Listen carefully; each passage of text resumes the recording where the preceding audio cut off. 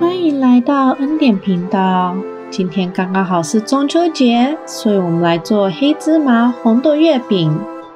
今天要做的是奶油版本的月饼皮，我们来准备月饼皮吧。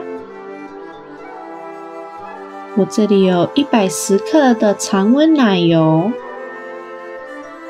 加入10克的糖，喜欢吃甜一点的人可以多加一些糖。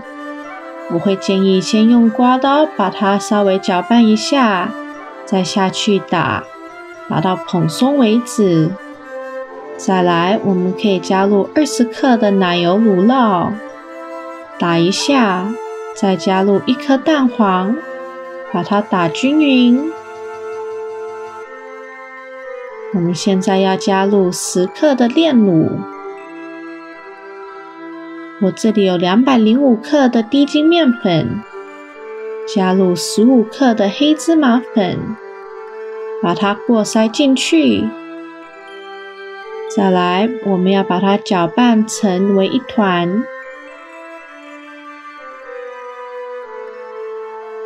把它揉成长长的一条，再分成16块，每一块可以搓成一个小球。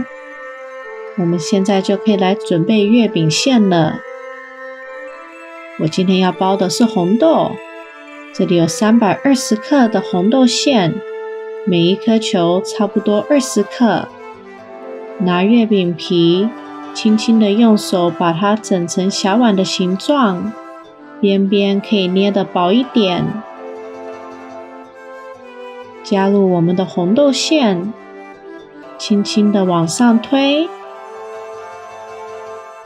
然后收口，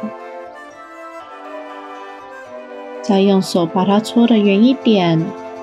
16颗都包好的时候呢，我们就可以拿一颗，沾上一些面粉，可以用手把它搓得圆一点，这样子好放进月饼模，往下按。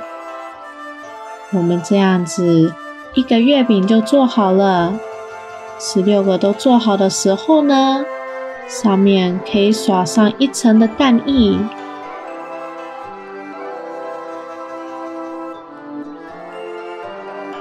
放进烤箱烤375度7分钟，拿出来，再撒上第2层的蛋液，再放回烤箱烤350度5分钟。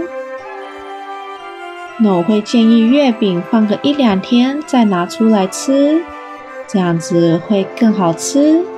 可以看到剥开来的时候皮还蛮酥的，里面还充满好吃的红豆馅。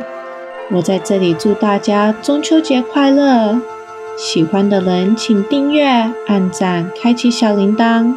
我们下次再见。